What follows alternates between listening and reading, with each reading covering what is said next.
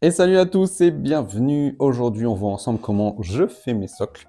J'ai eu pas mal de petites questions sur Facebook, sur les photos que je poste à droite à gauche, sur comment je fais mes rochers, comment je fais mes socles. Donc du coup, je me suis dit, bah tiens, plutôt que de chaque fois de répondre, même si je réponds à chaque fois, c'est normal, mais plutôt que de ça, je me dis, tiens, si je faisais une petite vidéo sur comment je voyais le truc et comment je sais, comment moi je faisais. Voilà, donc l'idée, c'est de faire un truc quasi 100% récup. Je dis quasi parce que bah, vous verrez que il y a des choses que j'achète exprès pour les socles. Mais le gros, c'est que de la récup de bricolo, quoi. Bricoleur du dimanche, si vous êtes bricoleur du dimanche, vous avez forcément ce genre de matériel chez vous. Et du coup, voilà, donc c'est des trucs faciles à faire, pas très chers, et pour un rendu que moi j'estime plutôt sympa.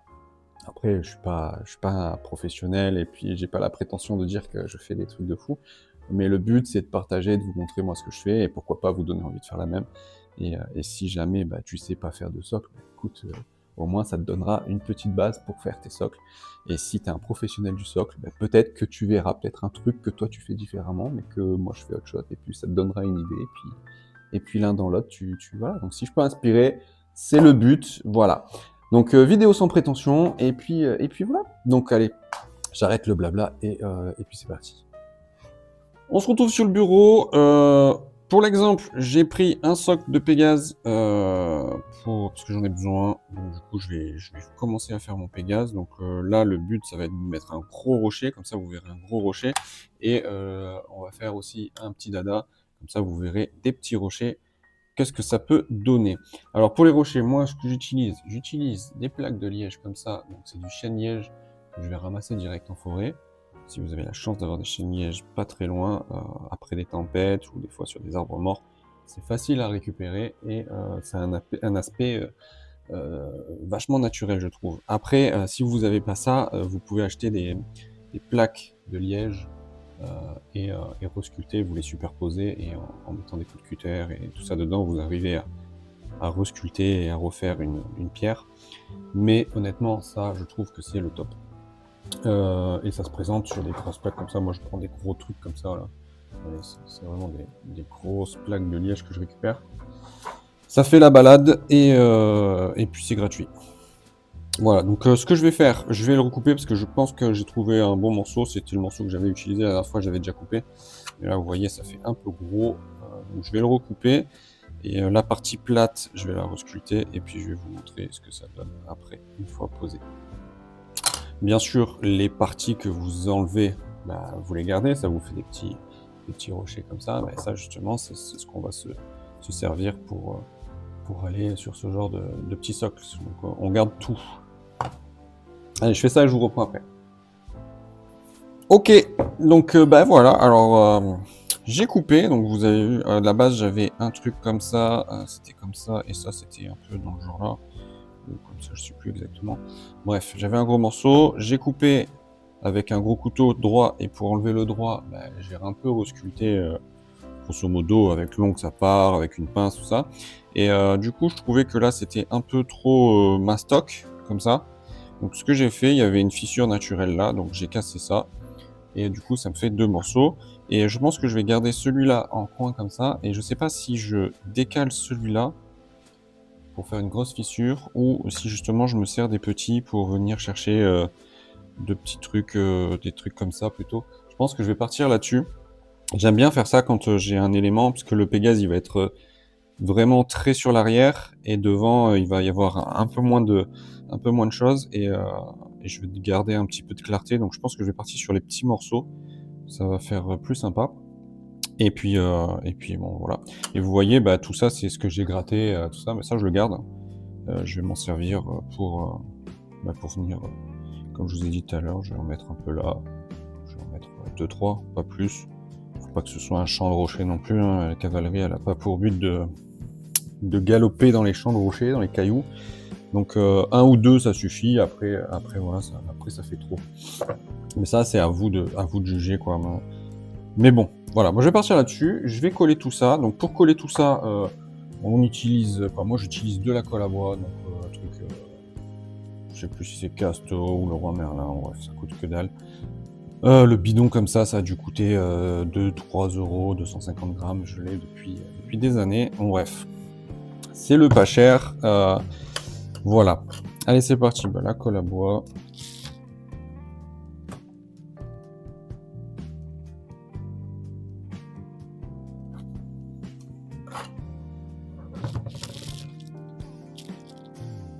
Après, le plus long, ça va être le temps de séchage.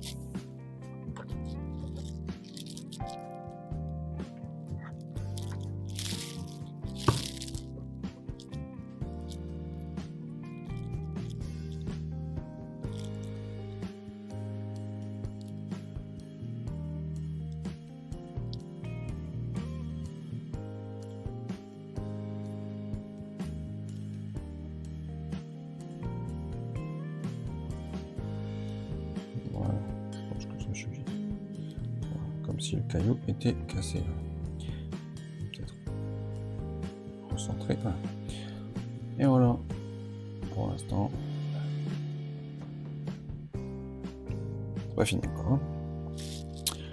Et pour lui, je sais pas ce qu'on va faire. Alors, je vous conseille avant de coller de toujours faire une première ébauche. Toujours mieux. Pour savoir où on va. Je vais en mettre un devant, un derrière. Je pense que ça sera suffisant. Je vais faire ça.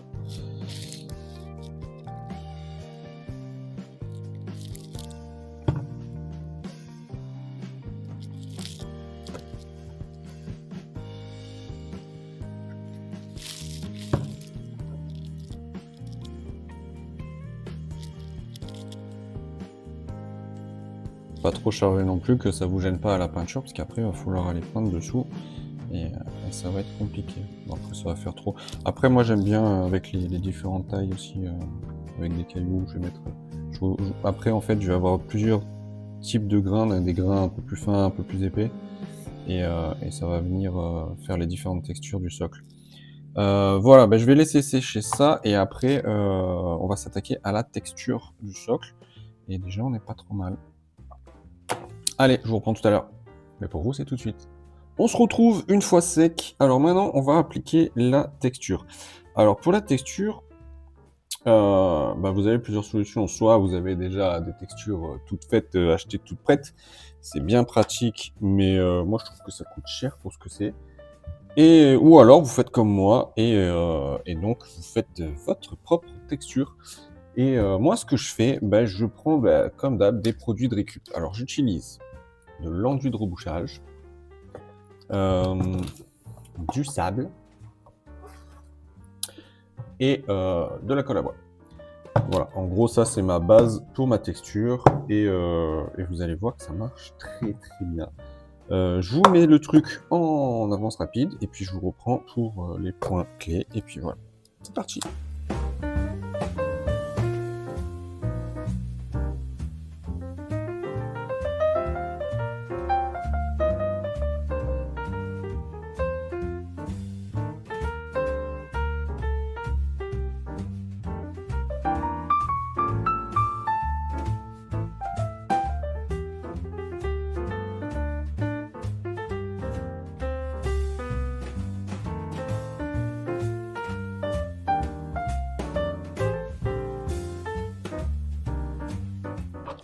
Voilà ma petite préparation. Et pour l'étaler, je prends un vieux pinceau défoncé qui va me servir qu'à ça.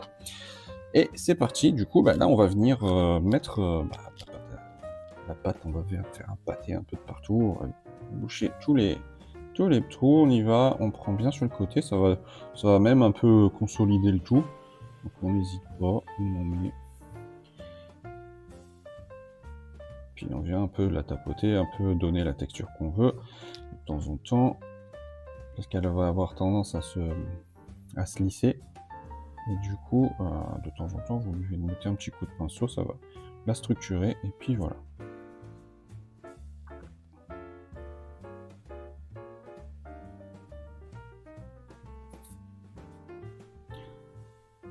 Et vous allez voir, après on va rajouter un petit truc dessus pour avoir des différences de texture. Donc là je vais bien dessous, ça va vraiment consolider le socle, le liège, même s'il n'y a pas vraiment besoin, mais en fait ça va.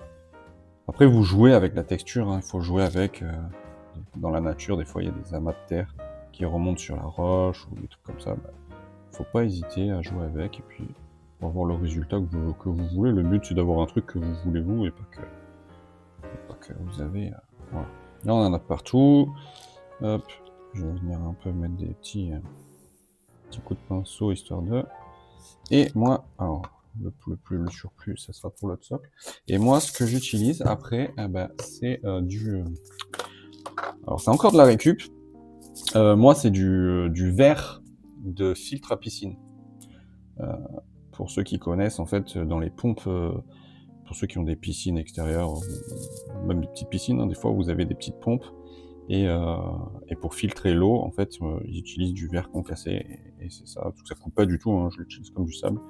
Mais le grain est beaucoup plus gros que le sable fin, et du coup, moi je m'amuse après à prendre les gros grains et en mettre un petit peu de temps en temps. Hop, je vais en mettre un petit peu là, je vais en mettre un petit peu là, et ça je vais le peindre après vraiment à part, la même couleur que la pierre. Ça sera vraiment des petits amas de pierre que je mettrai par-ci, à droite, à gauche. J'essaye de mettre à peu près un peu de partout. Et vu que la texture est à peine posée, en fait ça va coller dessus. Et ça va vraiment bien le faire. On tapote, je retourne, hop, et voilà. Et en gros, voilà, vous avez déjà un bon aperçu de ce que ça va donner. Après la peinture, je vais en rajouter un peu là. Un petit peu. C'est très bien. Voilà, pas plus. C'est bien. Après, il ne faut pas non plus que ce soit recouvert, parce que le but, c'est qu'on peigne la texture couleur terre, et en fait, le gros grain, ça va faire des petits cailloux, et je vais venir repeindre les petits cailloux couleur caillou. Et ça va tout ressortir, et ça sera cool. Voilà pour le début. Et puis pour le petit, on fait pareil. Hein. Il y a la texture de partout.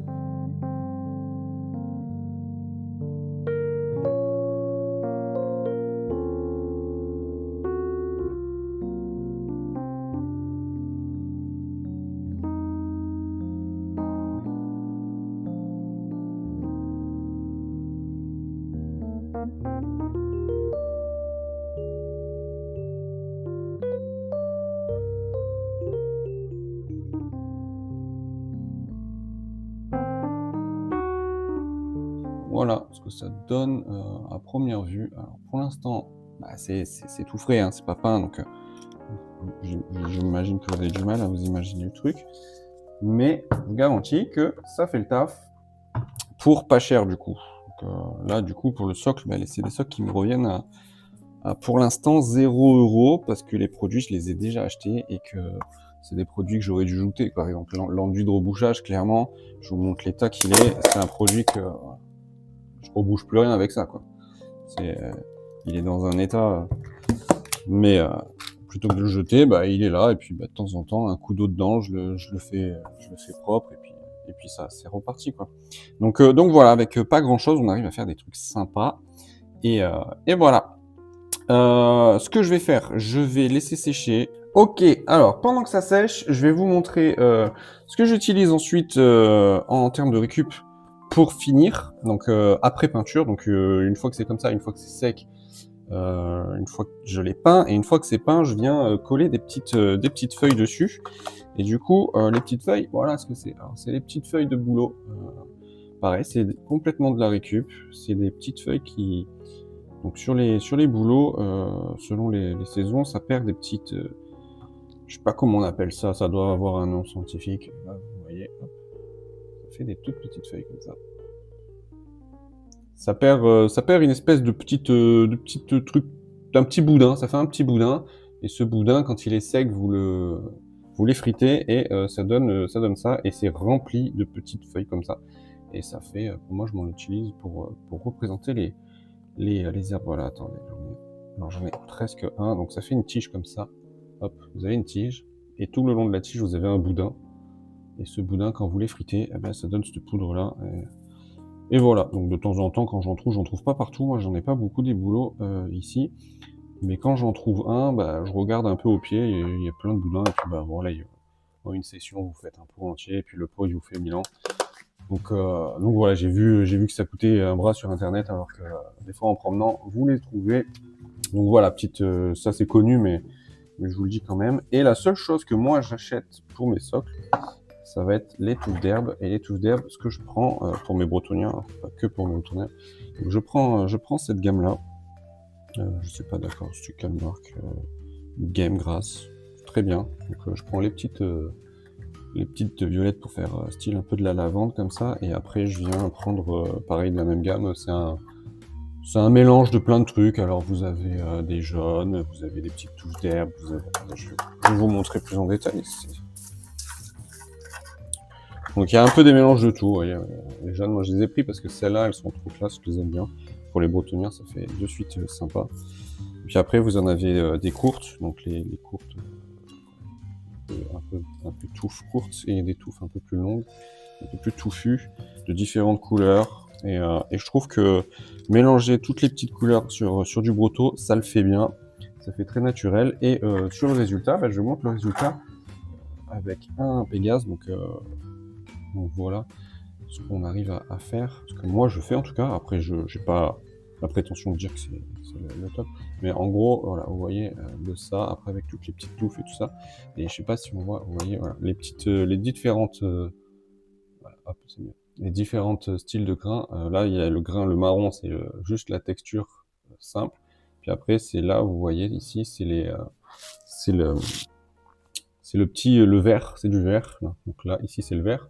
Et ici, c'est le grain normal que je peins de deux types différents. Donc j'en mets un peu de partout. Et puis après, après les petites herbes, j'en mets un peu de partout, des petites feuilles. Et puis voilà ce que ça donne sur un socle type Pégase comme celui-là, que je voulais voir. Et ce que ça donne sur un socle type Dada. Donc sur un Dada, voilà ce que vous arrivez à faire, quoi. Moi, ce que je fais en tout cas.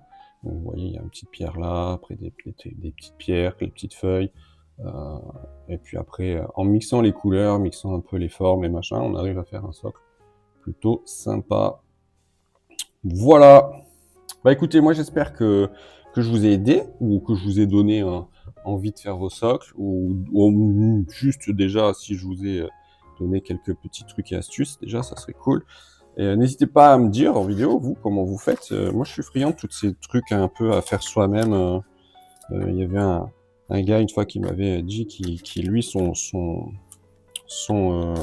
liège, il l'humidifiait, il le mettait au micro-ondes, et le liège il gonflait. Il faudrait que je teste, j'ai toujours pas testé, mais j'avais trouvé ça super cool à connaître, et du coup il faudrait que je le teste. Mais j'ose pas tester avec ce liège là, il faudrait que je trouve un bouchon et que je le fasse avec un bouchon liège classique. Et voilà, donc n'hésitez pas à me dire vous vos trucs et astuces. Et puis ben voilà. Et cette vidéo est finie. Merci à vous d'être arrivé jusque-là.